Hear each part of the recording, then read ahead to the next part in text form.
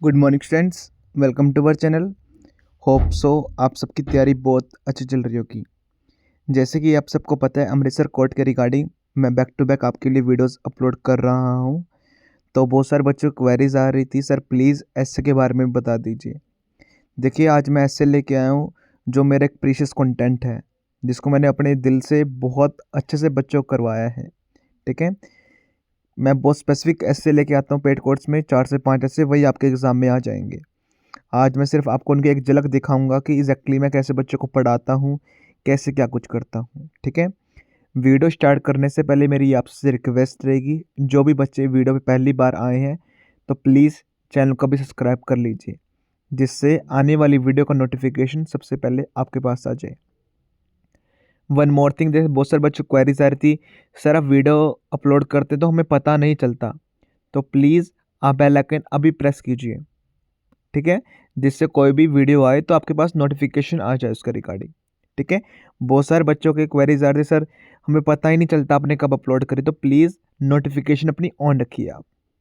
ठीक है, चलिए अब ऐसे स्टार्ट करते हैं। इससे पहले जिन बच्चों ने मैराथन वगैरह नहीं देखी, कोई भी वीडियो नहीं देखी, तो आप चेक कर सकते हैं। अपनी क्वालिफिकेशन मैं बता देता हूँ, हज़ारों बच्चों को मैं सिलेक्शन दिला चुका हूँ। मेरे कंटेंट से बाहर कोई भी क्वेश्चन नहीं आता है, गारंटी के साथ। लंबी लंबी थ्योरी मैं नहीं पढ़ाता दूसरे टीचर की तरह, मैं खुद 2 बार सिलेक्टेड हूँ। जो करवाऊंगा बिल्कुल एक्यूरेट कराऊंगा, इस कंटेंट से बाहर कुछ भी नहीं आएगा।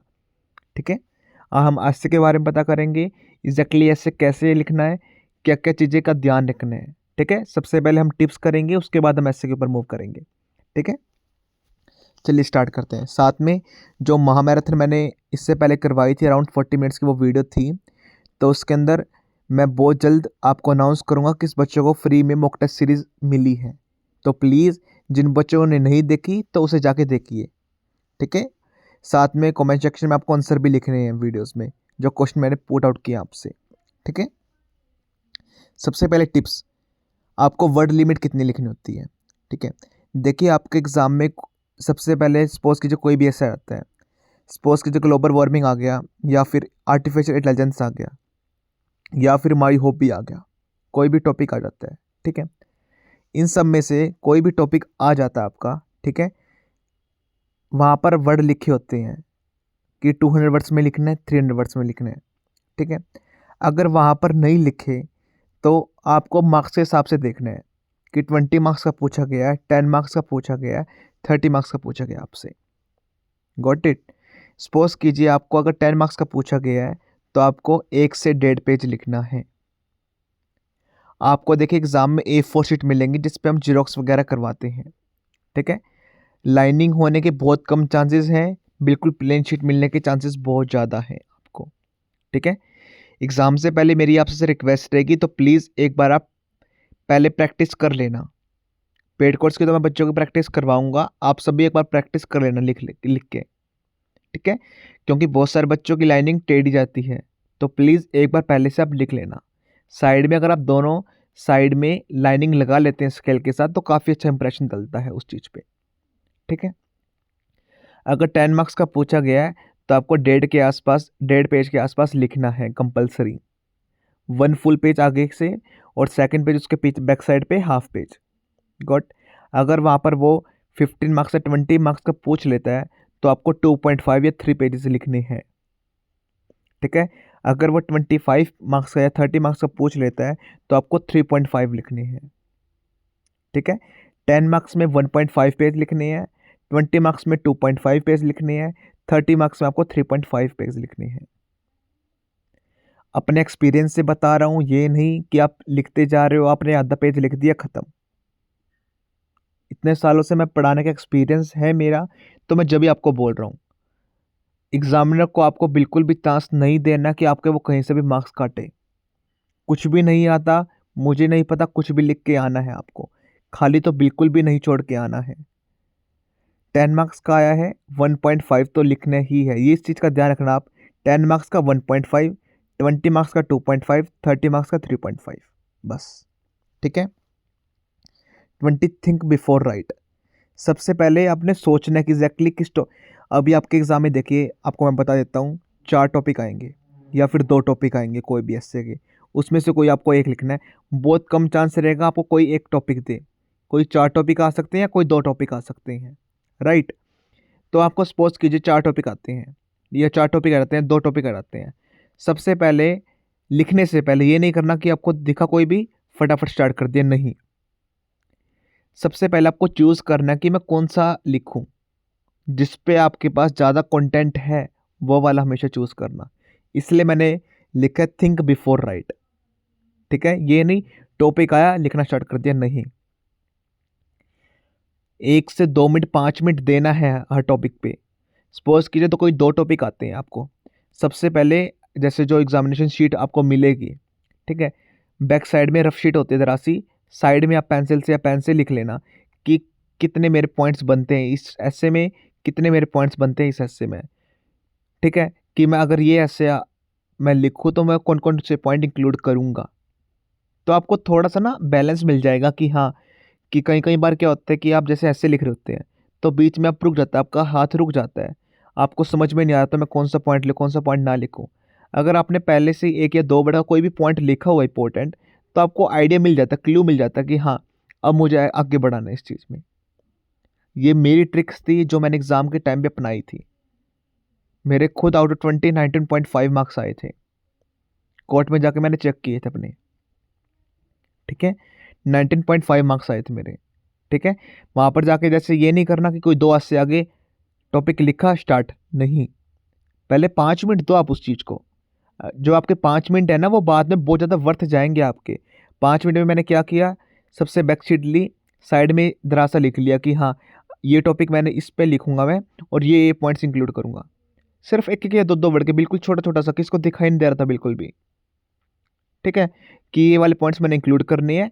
मैंने 10 पॉइंट लिख लिए थे उसके, इसके ऊपर मैंने भाई ऐसे बनाना है 2.5 3 पेज का। मैं 20 मार्क्स में 3.5 पेज का लिख के आ गया था, ठीक है। इस चीज़ का खासा ध्यान रखना आप सब। Think before right. अगर आपके पास क्लू होगा, पॉइंट्स होगा क्या लिखना है, आपका हाथ रुकेगा नहीं।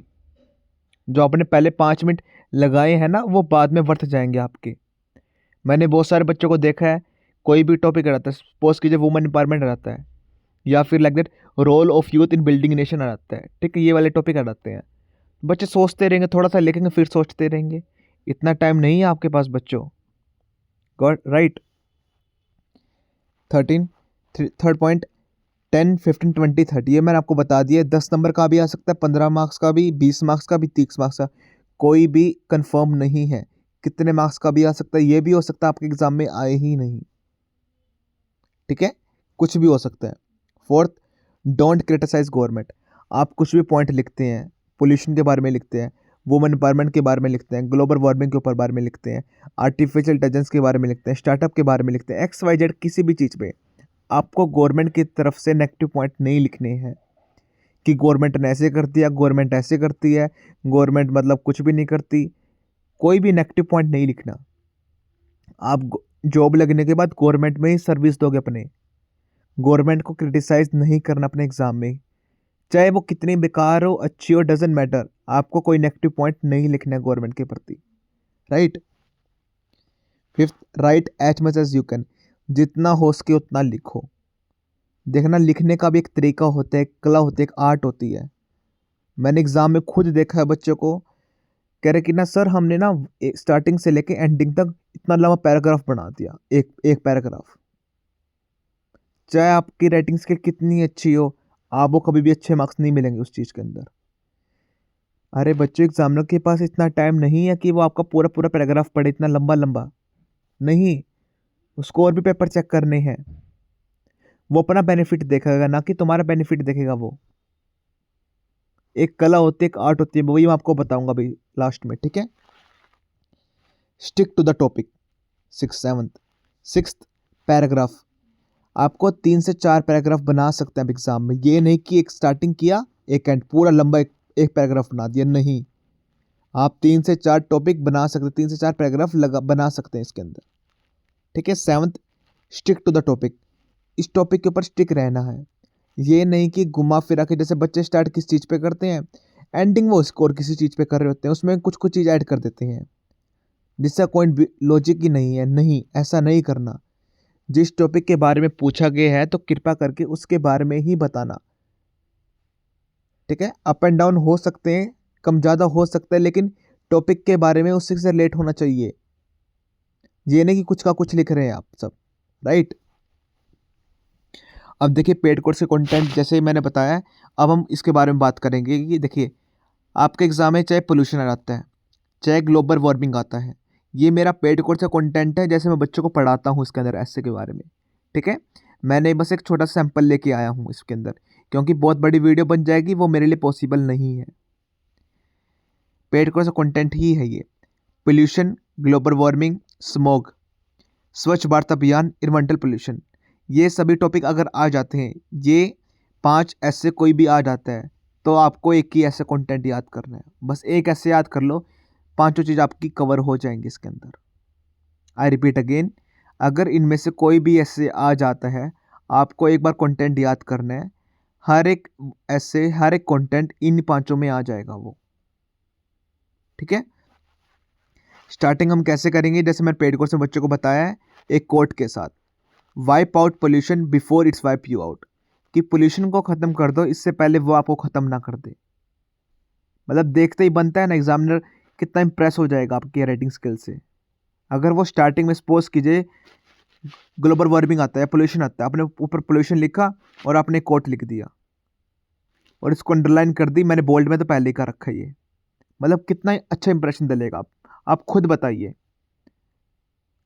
आपने अगर ऐसा कहीं किया है, मुझे 100% श्योरिटी है मेरा बच्चा ही कर सकता है, उससे पहले कोई भी बच्चे ने नहीं किया हुआ ऐसी चीज़ें वहाँ पर, गारंटी के साथ। ठीक है, कितनी अच्छी लाइन है, wipe out pollution before it's wipe you out, pollution को ख़त्म करो, भगाओ, जिससे वो नहीं तो वो आपको भगा देगा। ठीक है, नेक्स्ट, अभी देखिए लास्ट में जाते हैं। मैंने लास्ट में भी कितनी अच्छी लाइन्स लिखी है, our planet is a precious gift, let's honour it with our actions.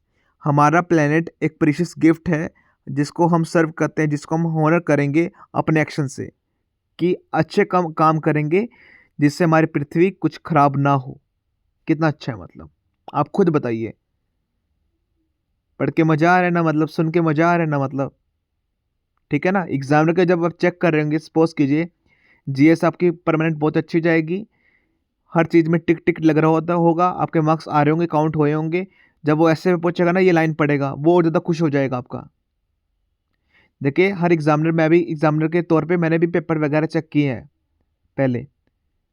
ठीक है, तो मैंने भी देखा है कि वहाँ पर क्या होता है, अगर एग्जामिनर का मूड ख़राब है तो आपका पेपर बहुत गलत चेक करेगा। वो सोचेगा यार बेकार है यार, क्या ही बच्चा पढ़ने वाला तो है नहीं है, ये डिजर्विंग नहीं है।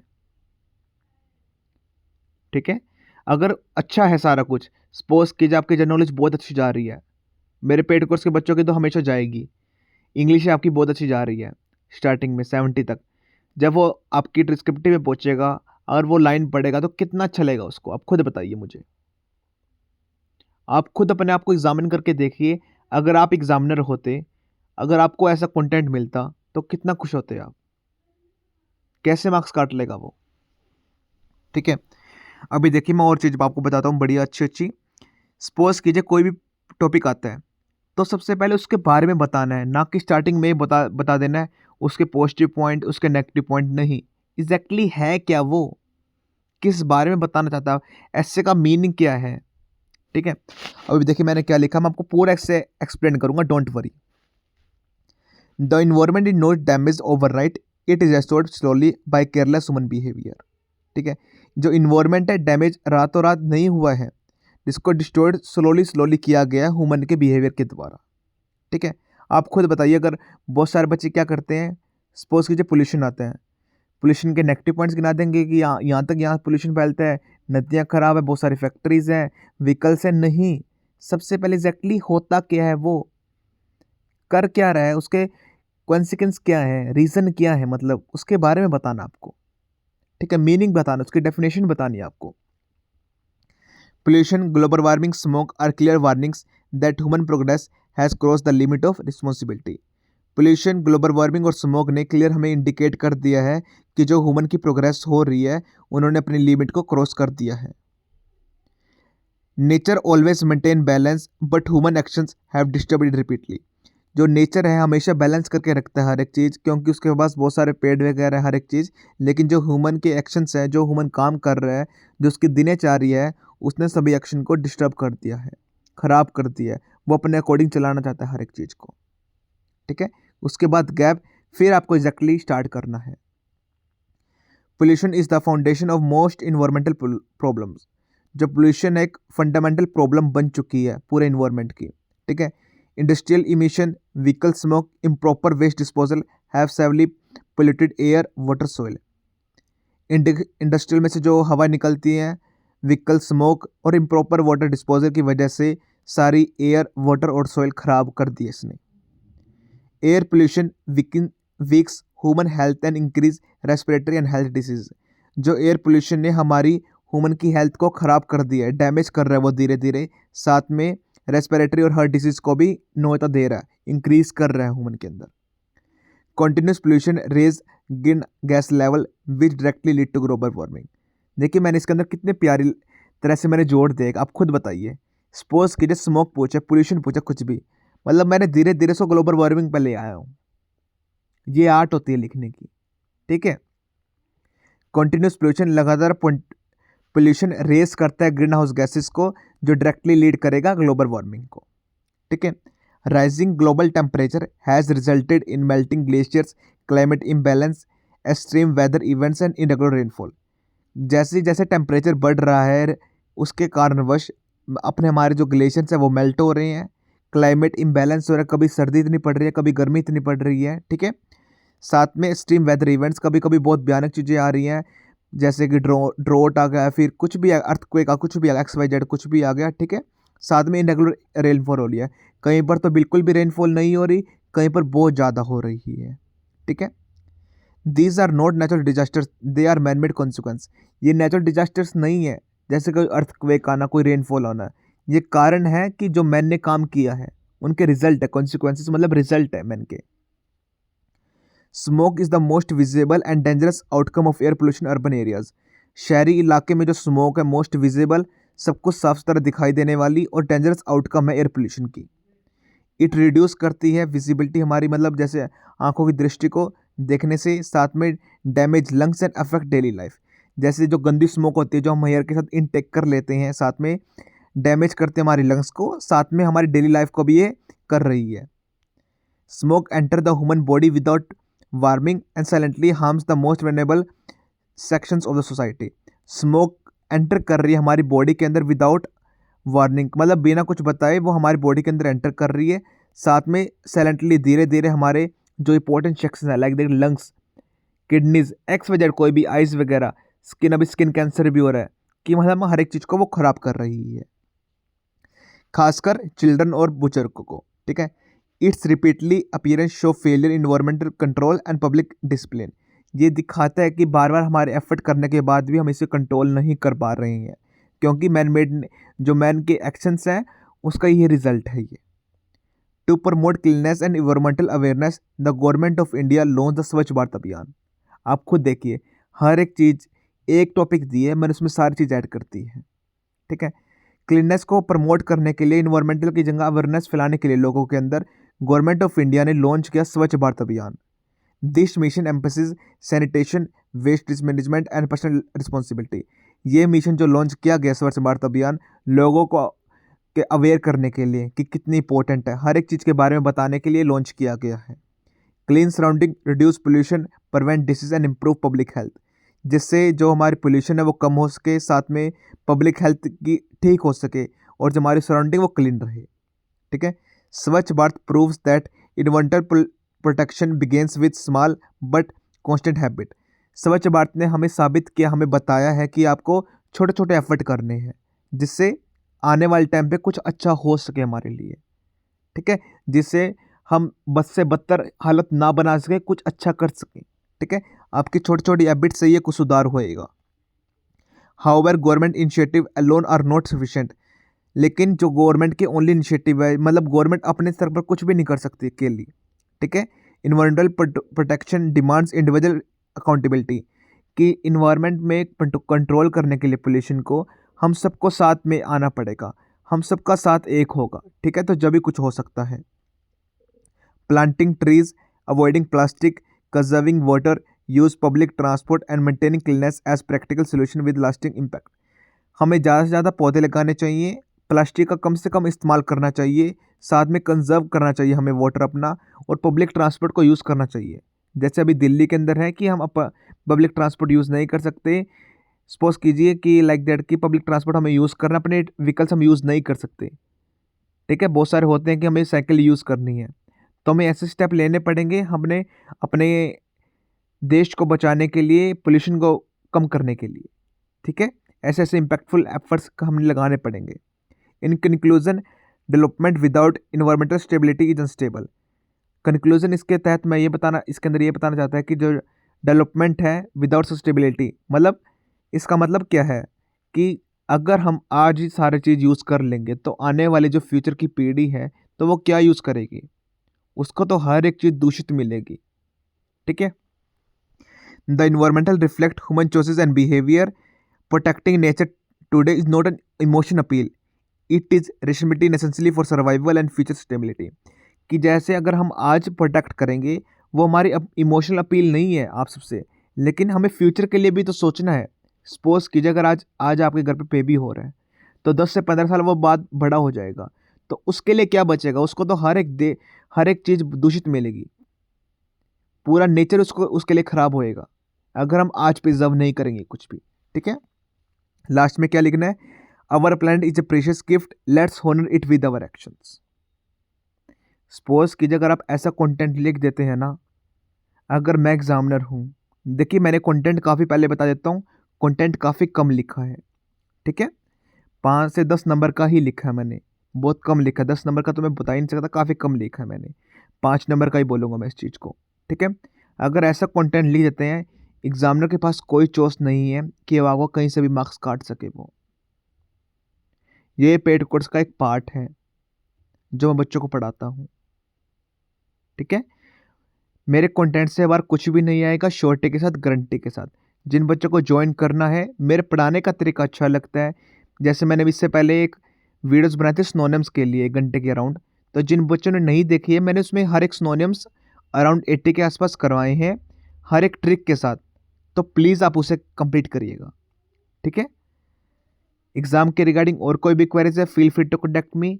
पूरी जी जान लगा दूंगा, मेहनत लगा दूंगा आप सबके लिए, सिर्फ आपके सिलेक्शन के लिए, मुझे और कुछ नहीं चाहिए, ठीक है। एग्जाम के रिगार्डिंग और कोई भी क्वेरीज है, feel free to contact me. जिन बच्चों को पेड कोर्स वगैरह लेना है, आप ज्वाइन कर सकते हैं, स्क्रीन पे आपका नंबर शो हो रहा होगा, ठीक है।